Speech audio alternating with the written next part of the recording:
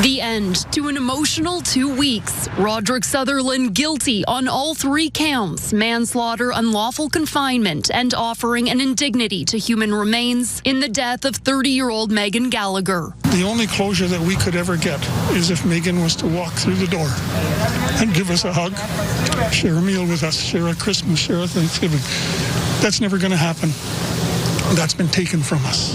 Inside the courtroom, the Gallagher family wept as the first guilty verdict was read, holding each other and crying as the remaining 2 followed. The trial heard the disturbing details of Gallagher's death. She was killed inside Sutherland's garage, where she was restrained to a chair. Gallagher died after plastic wrap was placed around her face. The defense says it's disappointed in the jury's verdict. As you heard the Crown's theory of the case, unless there was an unlawful confinement, there really was no manslaughter.